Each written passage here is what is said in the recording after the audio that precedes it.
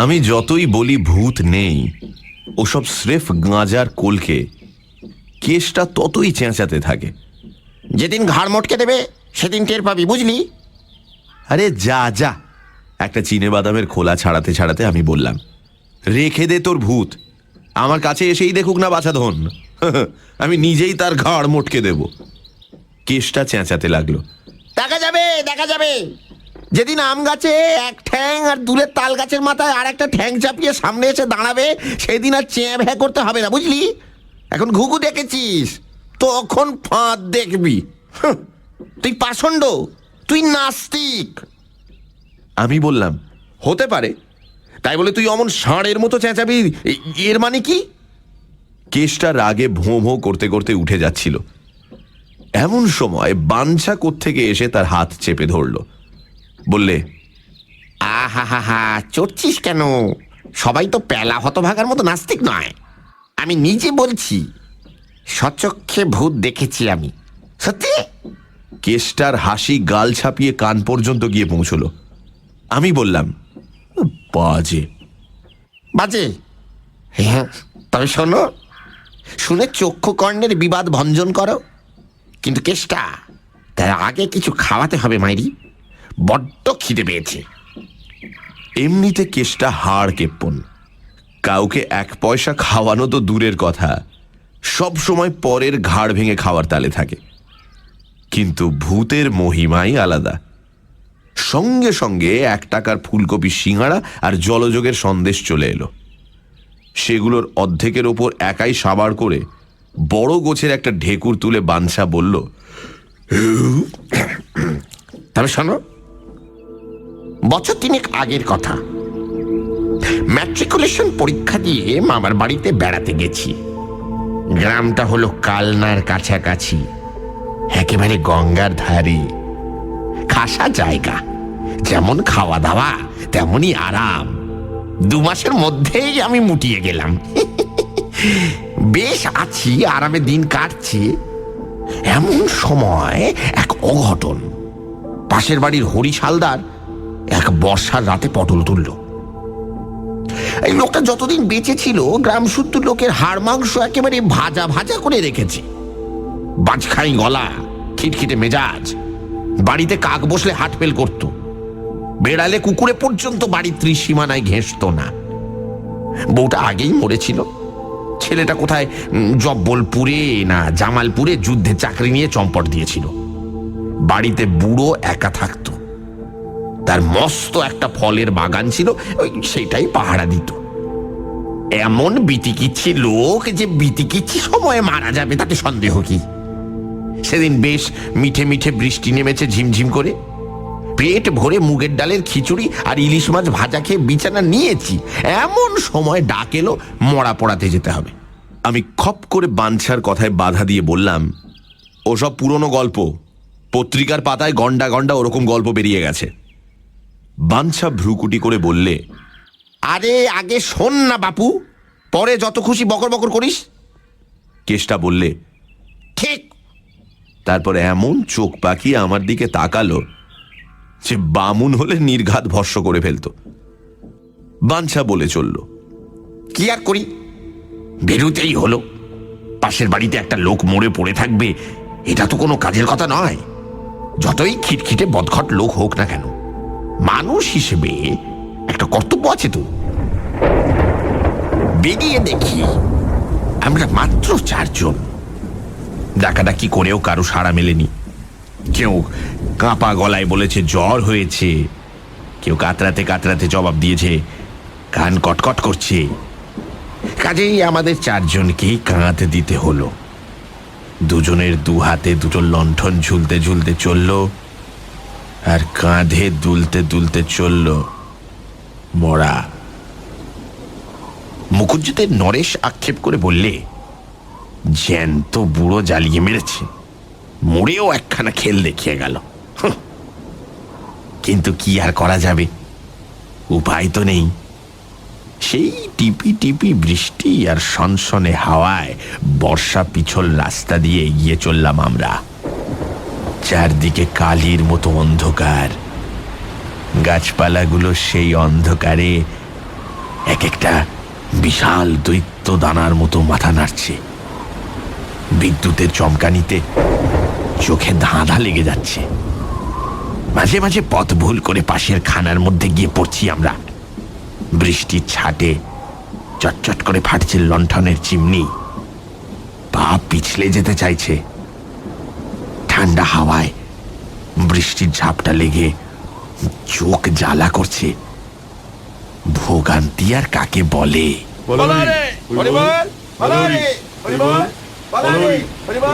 চেঁচাতে চেঁচাতে চললাম চারজনে। কাঁধের ওপর বুড়ো যেন পরম আনন্দে দোল খাচ্ছে। আমার সন্দেহ হলো এখন হয়তো মরার মুখের কাপড় সরালে দেখা যাবে আমাদের দুর্গতিতে মিটিমিটি হাসছে হাড় জ্বালানো লোকটা। মনে মনে অভিশাপ করতে করতে আমরা এগিয়ে চললাম। হ্যাঁ, বলতে ভুলে গেছি, শুধু আমরা চারজনেই নয়, বুড়োর দুটো বাগদি প্রজাও ছিল। তারা তো আর বামুনের মরাকে কাঁধ দিতে পারবে না, তাই তারা কুড়ুল কাঁধে আসছিল পেছন পেছন, কাঠ কেটে আনবে। সে যাই হোক, শ্মশানে তো পৌঁছানো গেল। শ্মশান ঠিক গাঁয়ের নিচে নয়, বেশ খানিকটা দূরে। আশেপাশে বাড়ি ঘর কিছু নেই। অনেকটা পর্যন্ত ন্যাড়া মাঠের ভেতরে এলোমেলো বাবলার বন। সেখানে একখানা টিনের চালা ঘর। অবশ্য চারদিকে তার দেওয়াল ফেয়ালের কোনো বালাই নেই, একেবারেই ফাঁকা। এইটাই শ্মশান যাত্রীদের বসবার জায়গা। ঠিক তারই নিচে একটা বাঁধানো সিঁড়ি নেমে গেছে গঙ্গার জলে। মস্ত সিঁড়ি, প্রায় 15 ধাপ। এখন বর্ষার জলে 3-4খানা মাত্র জেগে রয়েছে। ভাঙাচুরো অবস্থা, যেখানে সেখানে বড় বড় ফাটল, ইট বেরিয়ে পড়েছে। আমরা ওই সিঁড়ির উপরেই মরাটাকে নামালাম। এমন ভাবে রাখলাম যাতে মরার পা দুটো ডুবোনো থাকে গঙ্গার জলে। বুড়োর গঙ্গা যাত্রাও হবে, তাছাড়া এই সুবিধেও আছে যে কাউকে আর ছুঁয়ে বসে থাকতে হবে না। মরা নামিয়ে আমরা গিয়ে বসলাম চালাটার নিচে। বাগদিরা কাঠের ব্যবস্থা করুক, তারপর চিতা সাজানো হবে। বসে বসে গল্প জুড়ে দিলাম আমরা। চারদিকে ঘন অন্ধকার। হাওয়ায় হাওয়ায় বাবলা বনের মাতামাতি। এখানে ওখানে শিয়ালের চোখ ঝলমল করছে সবুজ রঙের হিংস্র আলোর মতো। সে চোখের দিকে তাকিয়ে তাকিয়ে কখনো বা ভয় ধরে যাচ্ছিল আমাদের। ভূত নয় তো? লণ্ঠন দুটোর গায়ে কালি পড়েছে, অল্প অল্প আলো গিয়ে পড়েছে ঘাটে নামানো মরাটার ওপর। কথার ফাঁকে ফাঁকে মরার দিকে নজর রাখছি আমরা। শিয়াল টিয়ালে এসে টেনে না নেয় সে সম্পর্কে হুঁশিয়ার থাকা দরকার। কতক্ষণ কেটেছে খেয়াল ছিল না। হঠাৎ ভীত স্বরে নরেশ বললে, মরাটা একটু নড়ল না? আমরা বললাম, দেখ তোর চোখের ভুল। খানিক পরে আবার পটলা বললে, মরাটা সত্যি কিন্তু নড়ে উঠেছে। আমাদের ভেতরে সবচেয়ে সাহসী ছিল কানু। যেমন বুকের ছাতি তেমনই বেপরোয়া। কানু আশ্বাস দিয়ে বললে, ও কিছু না, জলের ঢেউয়ে নড়ে থাকবে। আবার মিনিট কয়েক কাটতে না কাটতেই আতঙ্কে আমার সমস্ত শরীর যেন ঝাঁকুনি খেয়ে উঠল। কোনো ভুল নেই, লণ্ঠনের অল্প অল্প আলোতেও স্পষ্ট দেখা যাচ্ছে মরাটা সত্যি সত্যি একটু একটু করে জলের দিকে নেমে যাচ্ছে। ওকে, আমি, নরেশ আর পটলা একসঙ্গে আর্তনাদ করে উঠলাম। কানু সোজা দাঁড়িয়ে উঠল, ধমক দিয়ে বললে, ভিতর ডিম সব, পেছল সিঁড়ি, তাই গড়িয়ে পড়ছে নিচের দিকে। দাঁড়া, আমি তুলে নিয়ে আসি। মরা তখনও নামছে, হাঁটু পর্যন্ত তার নেমে গেছে গঙ্গায়। কানু গিয়ে বাঁশের মাচাটা ধরে টান দিলে, কিন্তু কি সাংঘাতিক, কানু টানকে অস্বীকার করে মরাটা আরো নিচে নেমে গেল। গোয়ার গোবিন্দ কানু এবার দু হাতে মরাটাকে জাপটে ধরলে, কিন্তু আশ্চর্য, কানু ধরে রাখতে পারলে না। দু ধাপ পিছলে সে শুদ্ধ গিয়ে কোমর জলে পড়ল, আর সঙ্গে সঙ্গে সমস্ত সাহস উবে গেল তার। এবার কানু আকুল হয়ে চিৎকার করে উঠল, ওরে তোরা ছুটে আয়, মরা আমাকে শুদ্ধ নিয়ে যাচ্ছে।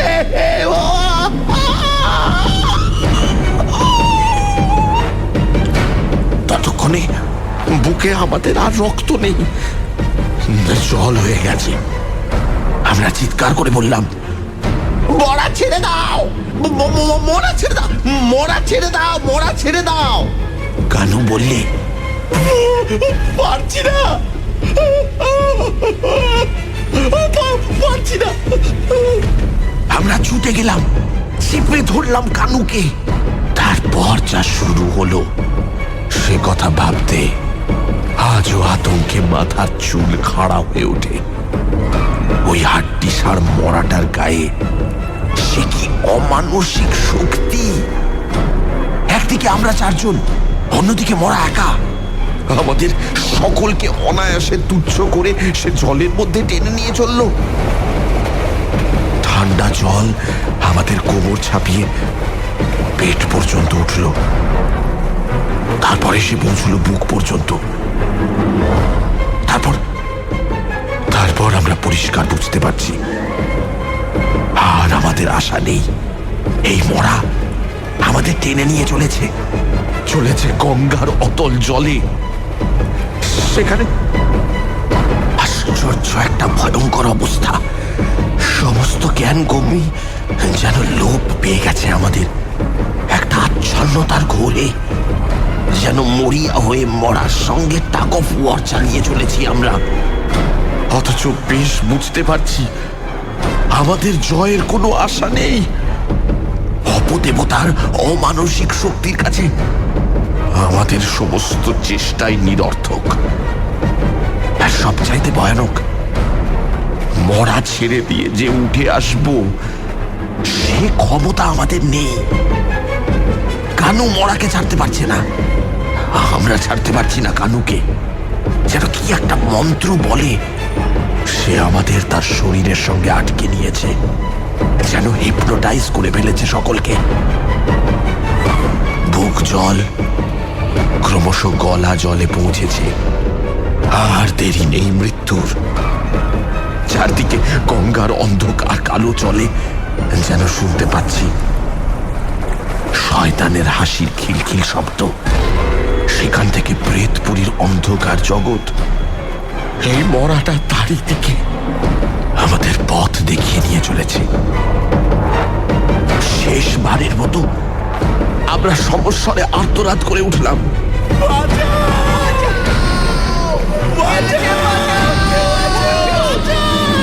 ঠিক এমন সময় কাঠের বোঝা নিয়ে আসছিল বাগদিরা। আমাদের চিৎকার শুনে তারা এসে ঝাঁপ দিয়ে পড়ল। ছিলাম 4 জন, হলাম 6 জন। আবার নতুন দমে চলতে লাগলো সেই অমানসিক টাগ অফ ওয়ার। তারপর আস্তে আস্তে থেমে দাঁড়ালো মরা। আস্তে আস্তে আমরা জয় লাভ করতে লাগলাম। ক্রমশ মরা আমাদের আয়ত্তের মধ্যে এসে পৌঁছতে লাগলো। তখনও তার প্রচন্ড টান আছে বটে, কিন্তু তা সত্ত্বেও আমরা তাকে ফিরিয়ে আনতে পারলাম ঘাটের দিকে। গলা জল থেকে বুক জলে, সেখান থেকে কোমর জলে, সেখান থেকে হাঁটু জলে, তারপর ওদিকে টানটা জড়াং করে ছেড়ে গেল। সঙ্গে সঙ্গে একেবারে ছিটকে এলো উপরে, আর আমরা 6 জন হুড়মুড় করে ওর ঘাড়ে ডিগবাজি খেয়ে পড়ে গেলাম। আর বুস, ঠিক তখনই ঘাটের উপর জলের মধ্যে দেখা দিল। বাঞ্ছা থামলো। আমরা রুদ্ধশ্বাসে শুনে যাচ্ছি এই অতি ভয়ঙ্কর কাহিনী। একসঙ্গে বলে উঠলাম, কি ভেসে উঠল? ধীরে সুস্থে বাঞ্ছা বলল, আর কি, প্রায় 1.5 মণ। 1.5 মণ? কি কি 1.5 মণ কি? আকুল স্বরে কেষ্টা প্রশ্ন করল। আমাদের কালনার গঙ্গার বিখ্যাত অতিকায় কচ্ছপ, সেই বেটাই। আমি হো হো করে হেসে উঠলাম। কেষ্টা তড়াক করে লাফিয়ে উঠল। মিথ্যেবাদী বেটা জচ্চর। বাঞ্ছা বললে, হতে পারি, কিন্তু আজ বেড়ে খাইয়েছিস কেষ্টা। ভূতের জয় জয়কার হোক তোর। নিরুত্তর কেষ্টা হন হন করে নেমে গেল রাস্তায়।